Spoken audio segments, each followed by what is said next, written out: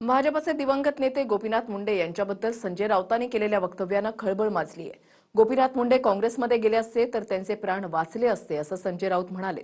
दुसरीकडे माजी मुख्यमंत्री पृथ्वीराज चव्हाण यांनीही गोपीनाथ मुंडेंचा काँग्रेस प्रवेश होणार होता असं म्हटलंय.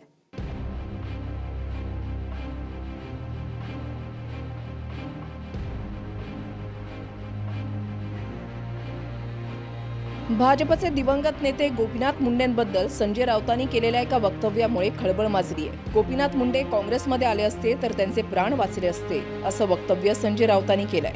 शरद पवार यांनी सुद्धा त्यांना तो सल्ला दिला होता. ही जुनी बातमी आहे. फार गोपीनाथराव मुंडे यांचा भारतीय जनता पक्षामध्ये छळ झाला होता. छळ केला होता लोकांनी.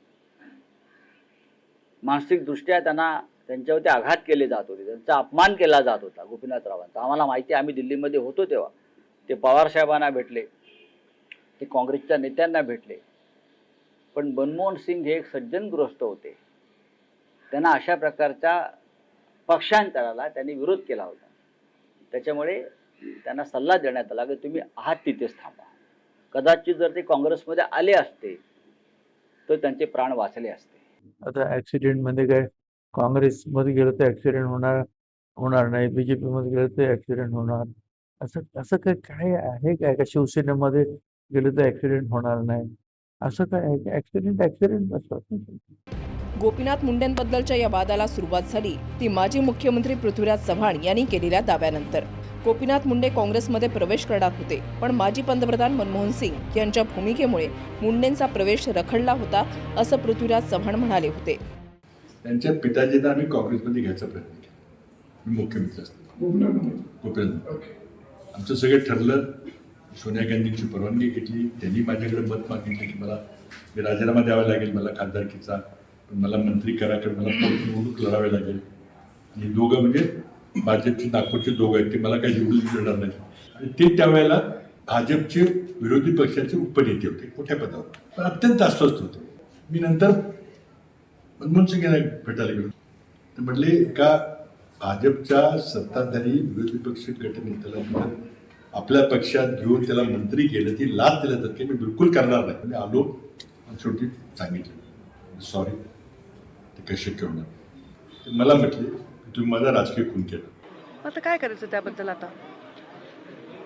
आता त्याचा एव्हिडन्स, त्याचं काही सिग्निफिकन्स नाही आहे. मुंडे साहेब आता हयात नाही आहेत आणि त्यामुळे आता त्यांच्याविषयी काही आता वक्तव्य आम्ही करणं जे तिथे उपस्थित नाही ते उचित नाही आणि त्याचं आता औचित्य नाही. मुळात ते काही म्हणले असतील ते मी त्याला त्या ठिकाणी माझं उपस्थिती नसेल ते स्टेटमेंट मी देत नाही. आणि मी उपस्थित असले तरी त्या व्यक्तीचं प्रायव्हेट गोष्ट बोलणं सगळ्यांसमोर हे मला वाटतं उचित नाही.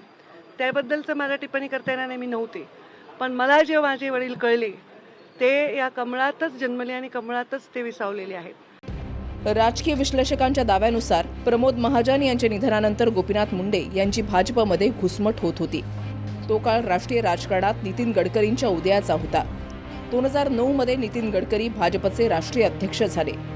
गडकरींना पद मिळाल्यानंतर गोपीनाथ मुंडेंची घुसमट आणखी वाढली. महाजनांनंतर भाजपत आपल्याला कोणी विचारत नाही अशी खंत मुंडेंच्या मनात होती.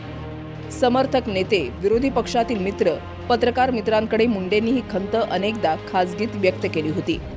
प्रचंड तणावाखाली असलेल्या गोपीनाथ मुंडेंनी तेव्हा बाळासाहेब ठाकरेंची भेट घेतली. मुंडेंनी बाळासाहेबांकडे शिवसेना प्रवेशाबाबतची इच्छा व्यक्त केली होती. भाजपची असलेली युती लक्षात घेत बाळासाहेबांनी मुंडेंना नकार दिला. भाजपत राहून संघर्ष करण्याचा सल्ला बाळासाहेबांनी मुंडेंना दिला होता. त्यानंतर मुंडेंनी काँग्रेस प्रवेशाची चाचपणी केली होती.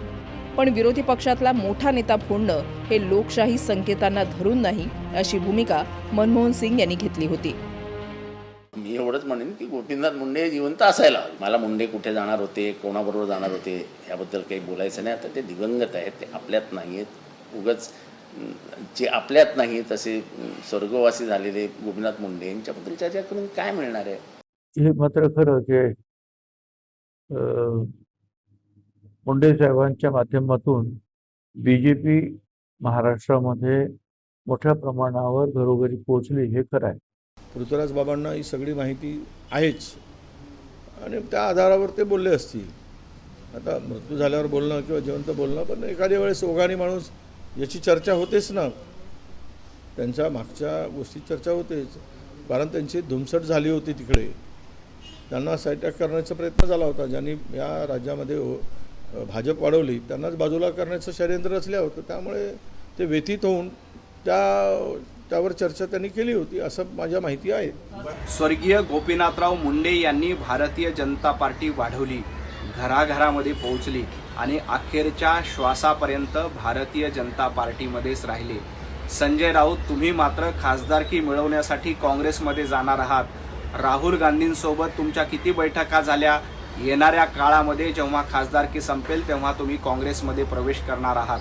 काँग्रेस नेहमी अशा प्रकारचं खोटेपणाचे आरोप करून भारतीय जनता पार्टीच्या नेतृत्वाला बदनाम करते आणि म्हणून आज चव्हाण हे खोटे बोललेत. त्यांना एक सांगतो की स्वर्गीय गोपीनाथरावजी मुंडे साहेबासोबत मी 35 वर्ष त्यांच्या हाताखाली काम केलेला कार्यकर्ता आहे.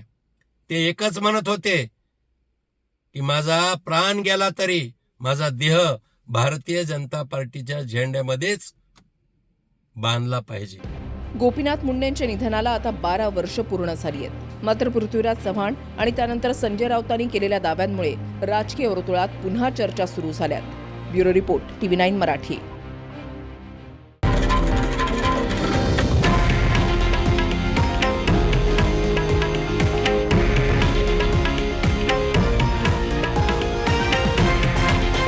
हे आहे देशातील नंबर 1 न्यूज नेटवर्क आणि आपण पाहत आहात TV9 मराठी, एकमेव.